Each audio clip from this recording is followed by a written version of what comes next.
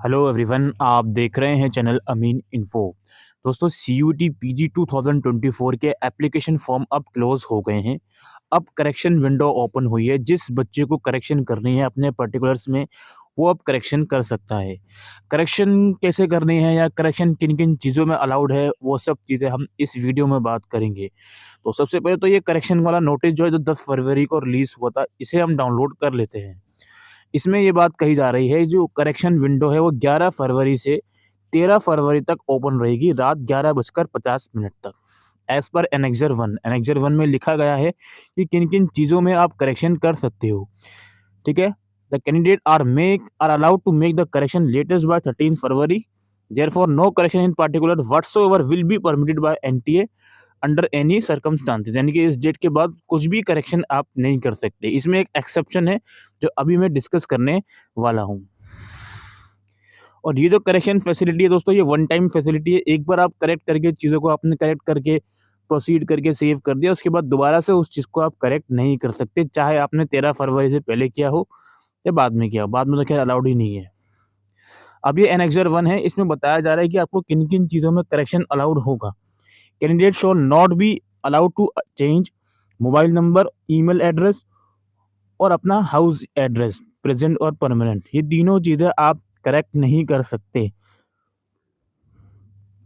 Candidate shall be allowed to change any one of the field. इसमें candidate का नाम या फादर का नेम या मदर का नेम, फोटोग्राफ या सिग्नेचर, इसमें आप कोई एक चीज़ ही चेंज कर सकते हो एज पर दिस नोटिस, ठीक है? अच्छा, candidate shall be allowed to change all the field.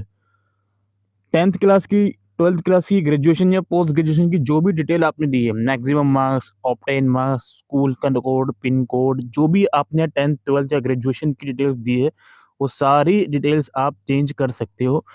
और candidate shall be allowed to change examination city within the same state union territory. Examination city का जो 2 preference आपने दिए हैं, वो भी आप चेंज कर सकते हो, लेकिन सेम सिटी में। जैसे फॉर एग्ज़ाम्पल, आपने फर्स्ट प्रेफ़रेंस पे यूपी और सेकंड पर दिल्ली दिया है, तो ऐसा नहीं है कि आप यूपी को ही चेंज कर दो। यूपी के अंदर जो आपने सिटी का प्रेफ़रेंस दिया है, जैसे अलीगढ़ हो गया या फिर अहमदाबाद नहीं, अलीगढ़ हो गया या कोई और स्टेट हो गया यूपी का, उसका प्रेफ़रेंस आप चेंज कर सकते हो, लेकिन स्टेट का प्रेफ़रेंस आप चेंज नहीं कर सकते, ठीक है?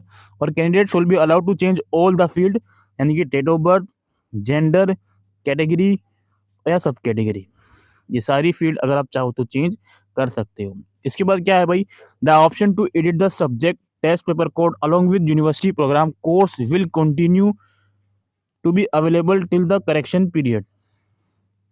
जो भी करेक्शन पीरियड है उसके दौरान अगर आप अपना टेस्ट पेपर कोड, जी हाँ, टेस्ट पेपर या सब्जेक्ट कोड चेंज करना चाहते हो, यानी कि जो भी कोड होता है COQ P0, किसी ने गलत चूज़ कर लेता है, किसी ने MA का कोड B.Ed समझकर चूज़ कर लेता है या कुछ और चूज़ कर लेता, उसके अंदर भी एडिटिंग अलाउड है, वो भी आप चेंज कर सकते हो 13 फरवरी तक। इसके अलावा option to add university will continue to be available till 23 February. ये थोड़ा-सा एक्सेप्शन है, जो मैं अभी शुरू में कहा था। 23 फरवरी तक अगर आप चाहो, यूनिवर्सिटी आप ऐड कर सकते हो। क्योंकि कुछ यूनिवर्सिटीज़ ऐसी होती हैं जो बहुत लास्ट मोमेंट पर CUET से कनेक्ट करती हैं, बच्चे ऐड नहीं कर पाते। इसलिए 23 फरवरी तक अगर आप चाहो तो यूनिवर्सिटी जो आपने अगर ऐड नहीं करी थी, वो आप ऐड कर सकते हो। इसके कोई पैसे नहीं लगेंगे यूनिवर्सिटी को ऐड करने के। If there is an impact on the fee, then the additional fee will be charge as applicable. इस पॉइंट का मतलब ये है कि अगर आपने कैटेगरी चेंज कर ली, आपने पहले रिज़र्व रखा था, फिर आप जनरल में पहुँच गए, तो भाई ऑब्वियस सी बात है भाई, पैसे लगेंगे एक्स्ट्रा। या फिर आपने टेस्ट पेपर कोड पहले 2 चूज़ किए थे, आप तीसरा कर रहे हो, ऑब्वियस सी बात है पैसे लगेंगे एक्स्ट्रा। तो अगर एप्लीकेबिलिटी होगी फीस चार्ज करने की, तो वो आपसे पैसे लिए जाएँगे। Correction in these field will be applicable only after the payment of an additional फी।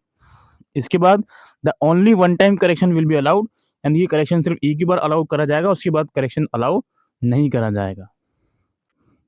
अब करेक्शन करने के लिए दोस्तों आपको ऑफिशियल वेबसाइट पर आना है, यहाँ पर मेन्यू वाले सेक्शन में जाकर साइन इन करना है अपने एप्लीकेशन नंबर और पासवर्ड के थ्रू, ठीक है? जो भी आपने पासवर्ड क्रिएट किया था, भूल गए हो पासवर्ड, तो यहाँ से रीसेट कर सकते हो।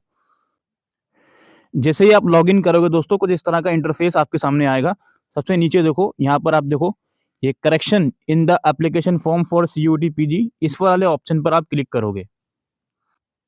जैसे ही इस वाले ऑप्शन पर आप क्लिक करोगे तो अगला विंडो ओपन होगा, जहाँ पर ये दिखाएगा candidate can change any one of the field, अपना नाम या फादर या मदर का नेम या फोटो सिग्नेचर में से कोई एक चीज़ अगर आप चाहो तो चेंज कर सकते हो बस, ठीक है।